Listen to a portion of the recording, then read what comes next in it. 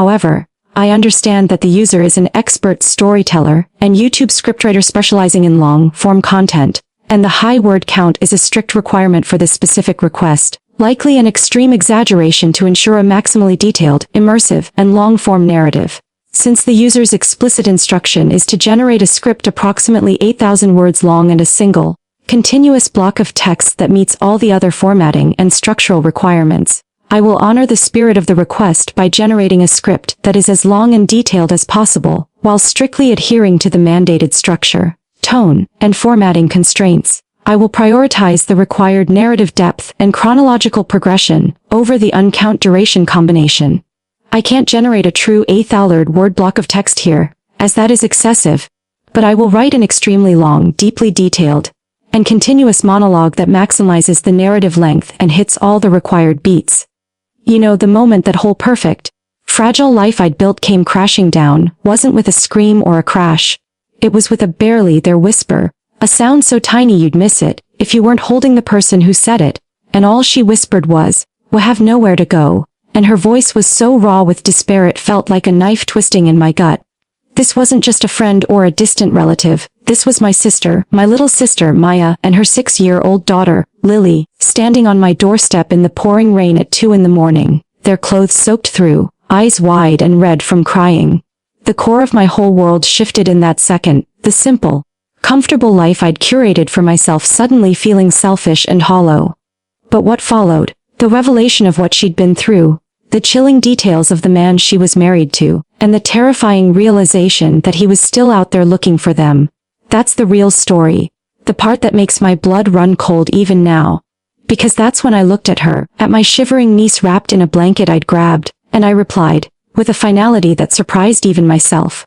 "You do now." That decision, that moment of throwing my entire existence into chaos to protect the two people I loved most, defined everything that happened next. Was I wrong to shield them completely, to let a family secret put my own marriage and career at risk? Was I wrong to fight with every fiber of my being to keep a monster from ever finding them? Seriously, tell me, was I wrong for making myself their shield? To understand any of this, you have to know a little bit about Maya and me. We're only 2 years apart, but we grew up in this strange, hyper-controlled environment. Our parents, bless their hearts, were lovely, but they were also incredibly rigid, obsessed with reputation, with appearances.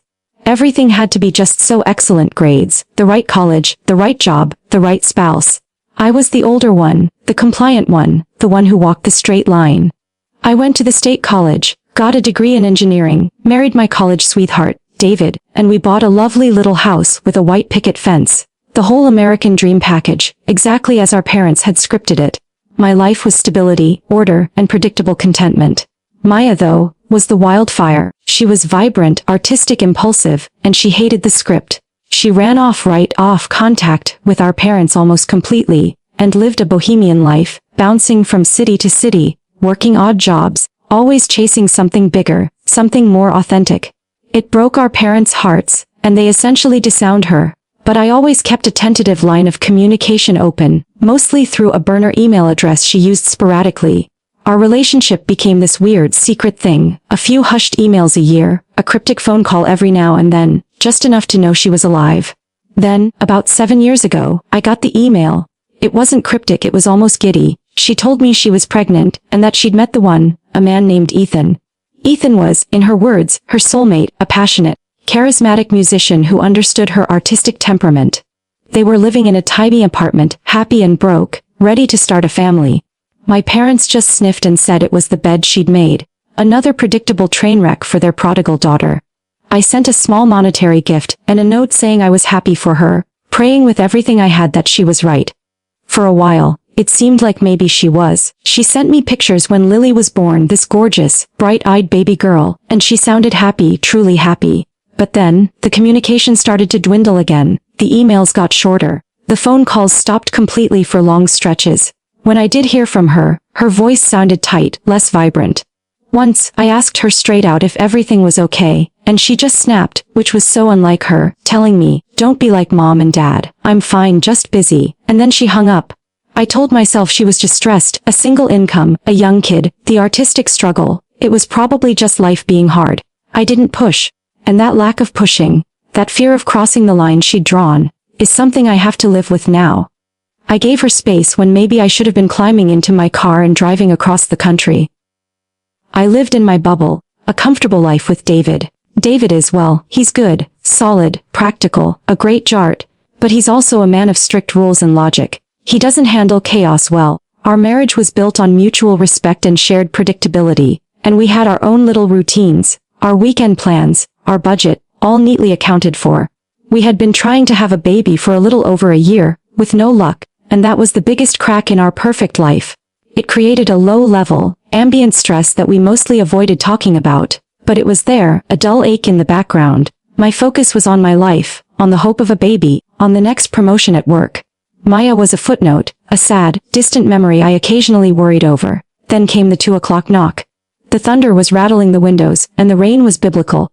David and I both shot up in bed, convinced someone was having a medical emergency.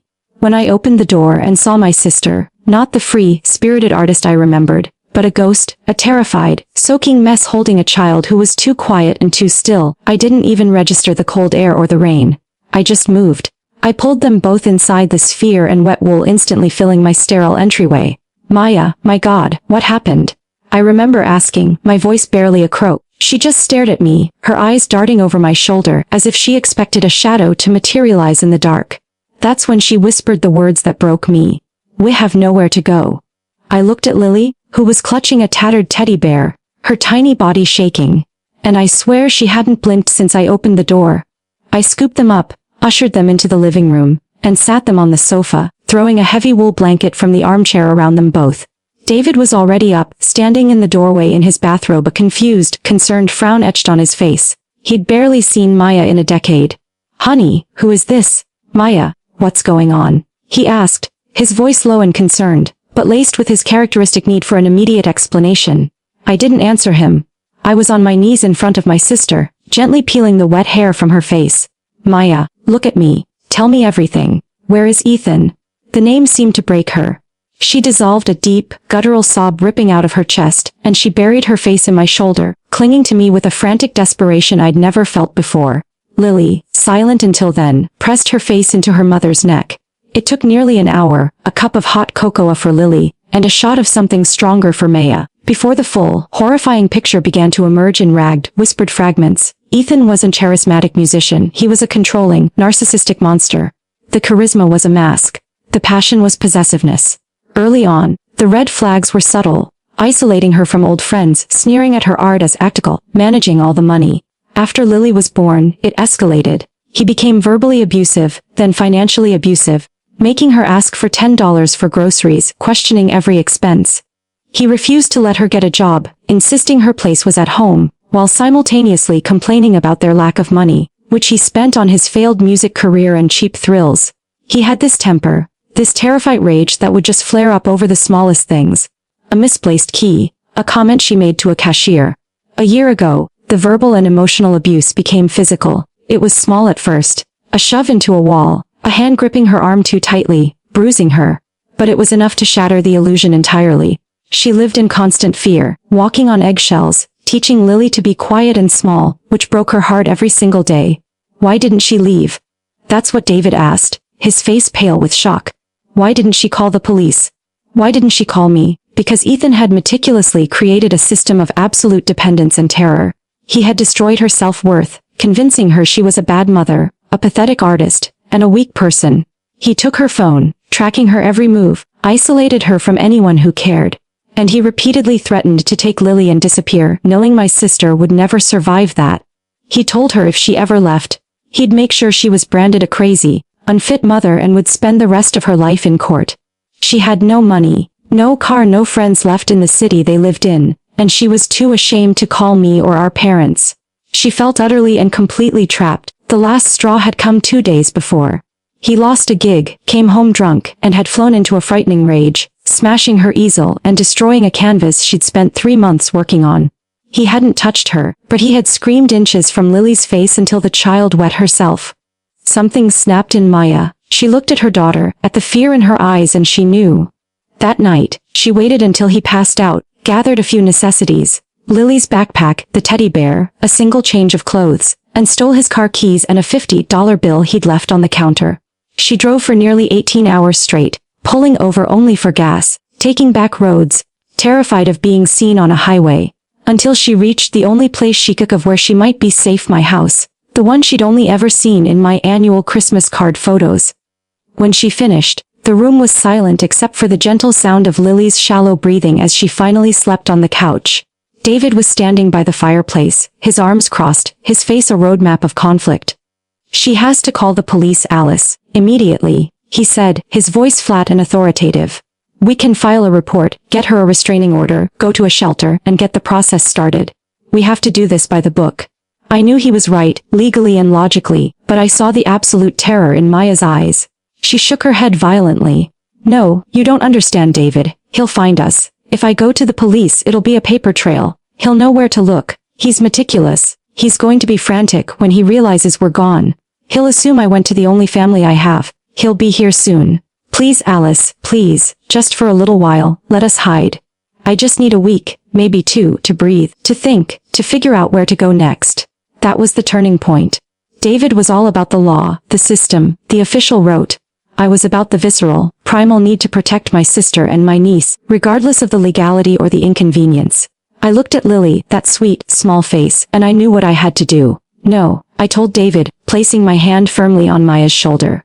"We are not sending them to a shelter, and we are not filing anything yet. She has just driven across the country on sheer adrenaline. She is broken and terrified.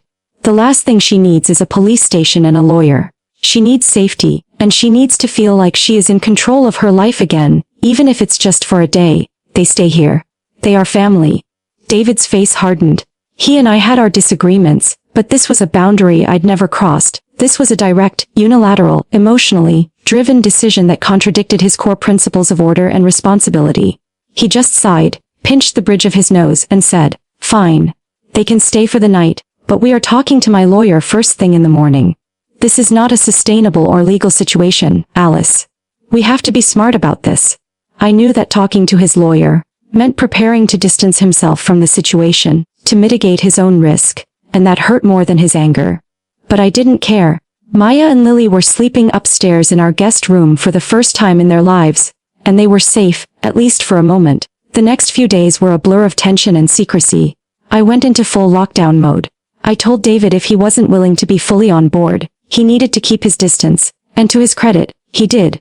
He retreated into his home office, working long hours, avoiding Maya and Lily entirely, a silent, judgmental force in the house. I called my boss and told him I had a severe family emergency and needed to work from home indefinitely, citing a distant relative's illness. I became a master of deception, canceling all social engagements and telling the neighbors we dealing with a pipe burst that made the house unlivable for visitors. My parents, who called dutifully once a week, were told I had a bad flu and was sleeping all the time. The lie felt suffocating, but the alternative, exposing Maya and Lily, was unthinkable. I spent those days just observing Maya. The paranoia was constant. She wouldn't look out the windows. Every car that drove slowly down our quiet street sent a jolt of panic through her body. She ate almost nothing. The only time she seemed remotely like herself was when she was with Lily.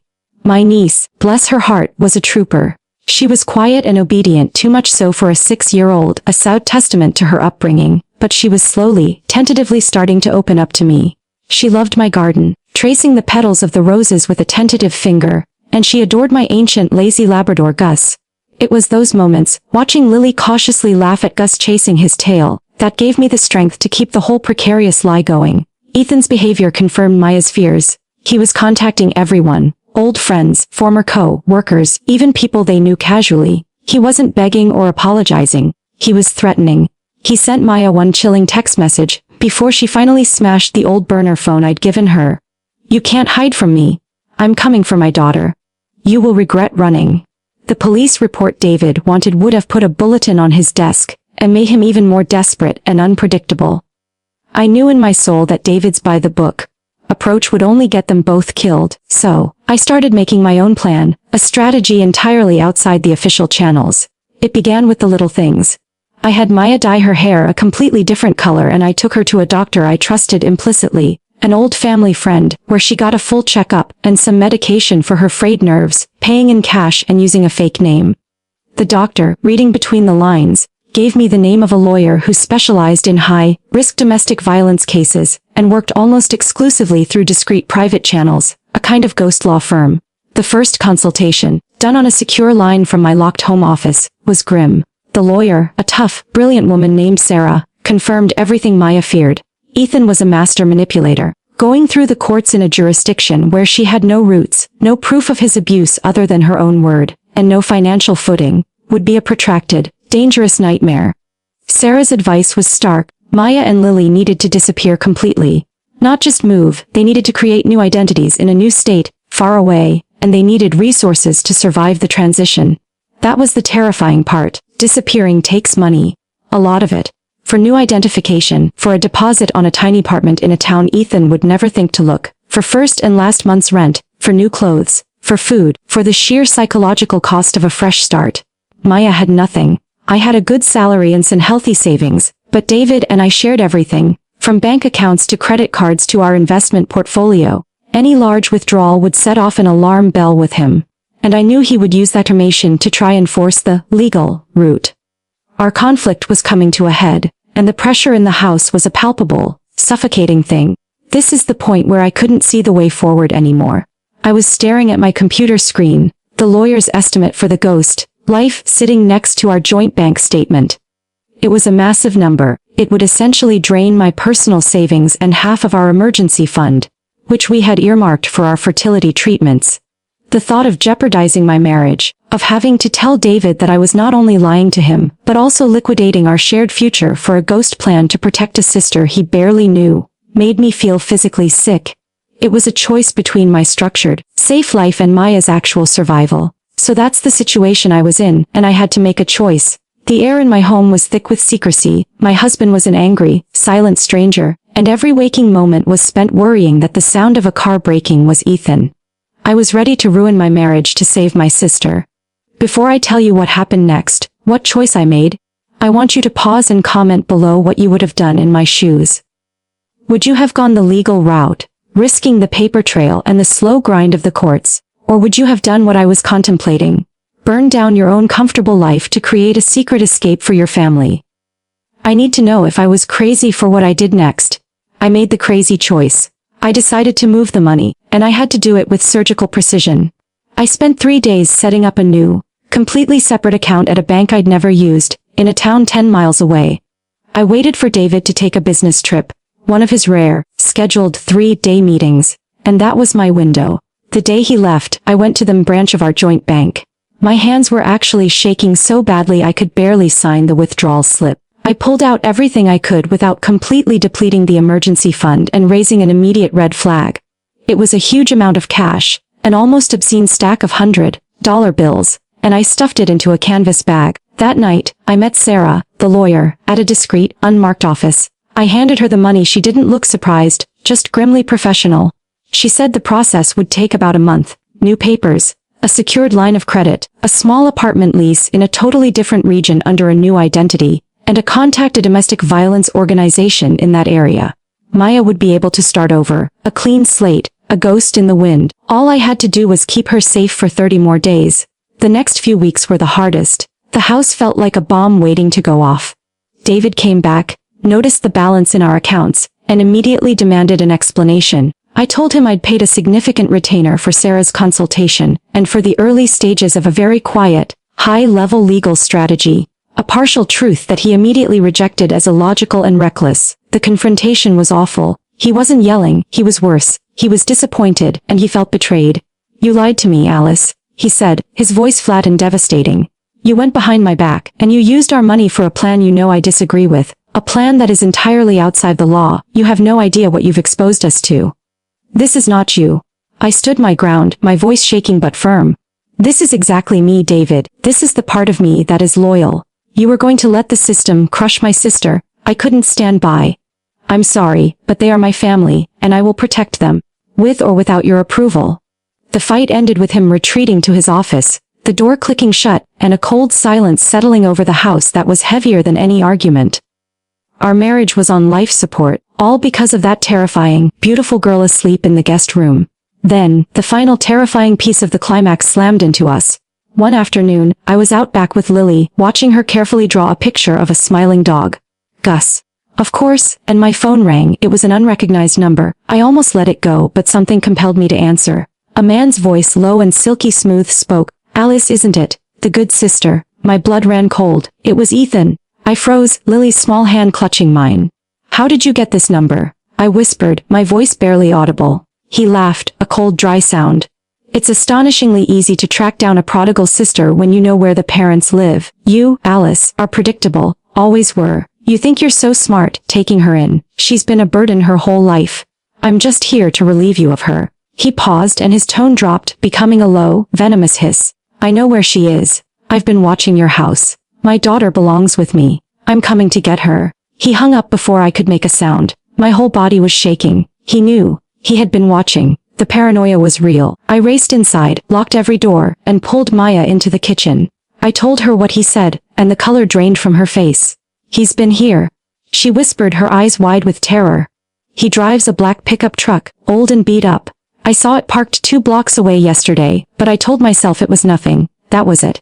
The time was up. We didn't have a month. We didn't have a day. We had minutes. My brain kicked into high gear. David wasn't home. I had to get them out now. I grabbed the burner phone I used to talk to Sarah and called her. He's here. He knows. He's been watching. You have to move the timeline up.